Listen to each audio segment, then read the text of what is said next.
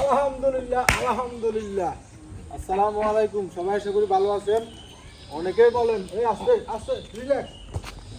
অনেকেই শুধু বলেন পাউল ভাই গরু বিক্রি করেন, গরুর রেট বলেন না কেন। সরি, দুঃখিত না বলার জন্য। এই গরুটা আজকে সেল হয়ে গেছে। এটা বিক্রি করছি 1,25,000 টাকা। তো অনেকেই শুধু বলেন যে পাউল ভাই একটু গরুর রেটটা বলে দিয়েন, এই জন্য বলে দিলাম আর কি। এটা বিক্রি হয়ে গেল। এর আগে যে বড় ষাঁড় গরুটা বিক্রি করছি, ওই গরুটা 1,60,000 টাকা বিক্রি করছিলাম। অর্থাৎ আমি হয়তো ভিডিওতে বলতে ভুলে গেছি, এই জন্য অনেকে কমেন্ট করছেন যে পাল ভাই দামটা বললে ভালো হতো, এই জন্য বলে দিলাম আর কি। এই ওদিকে যাও না, তুমি এটা জামিলা করিও না, কোনো জামিলা নাই। বেশি এলাম শেষ, আলহামদুলিল্লাহ, আল্লাহর নামে কোরবানি হয়ে যাবা। যাও। তবে কত হলো, গরুর পিছনে প্রচুর পরিশ্রম। অনেকে আছে বিদেশ তুন আসি চিন্তা করে যে একটা গরুর খামার দিব। আসলে দেশে যে পরিমাণ গরুর খামার দিলে পরিশ্রম, এই পরিশ্রম বিদেশেও করি না, যেটা সত্য কথা। কিন্তু বিদেশে তো গাড়ি চালাইছি, হাউস ড্রাইভার আসছিলাম, বুঝুন। তো এই গরুটা সেল করে দিলাম।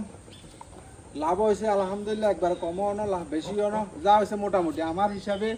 আমার প্রত্যেকটা গরুর উপরে 10-12 হাজার টাকা পাইলে আলহামদুলিল্লাহ।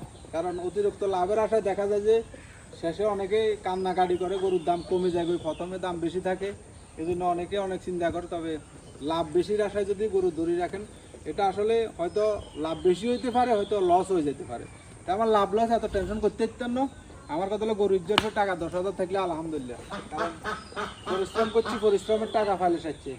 এই যে এটা সেল করে দিলাম। আর ষাঁড় গরু আছে কয়টা, আর এই লাল বকনাটা আছে টুকটুকে লাল এই বকনাটা আছে, এটা ইনশাল্লাহ সেল করে দিব।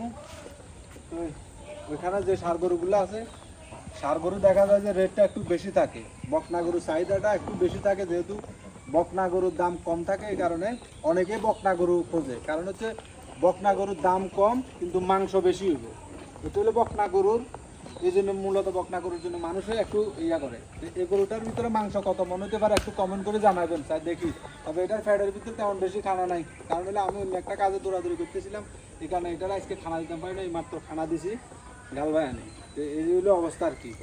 তো আস্তে আস্তে ইনশাল্লাহ সবগুলা সেল করে দিলে শুকর আলহামদুলিল্লাহ। কারণ হলো গরু নিয়ে আসার পর থেকে একটা টেনশন আর ফেরা, মানে গরু গোসল করো, খাবো, প্রচণ্ড পরিমাণে ফেরা। আর যেহেতু কোনো লোক নাই, আমি একা মানুষ, এই জন্য একটু ফেরাটা বেশি হইতে পারে। অনেকে আছে, অনেকে সহযোগিতা করেছে, কিন্তু আমার এখানে মূলত সহযোগিতা করার মতন কেউ নেই। কিন্তু আমার ঘাস কাটার মানে খের কাটার যে মেশিন আছে, ওইটা আমার উপকার করে। ওইটাতে মনে করো খড় কাটিয়ে লাই, এই জন্য গাত লাগে না। তো সবার তাহলে রেটটা জানা দিলাম 1,25,000 আলহামদুলিল্লাহ।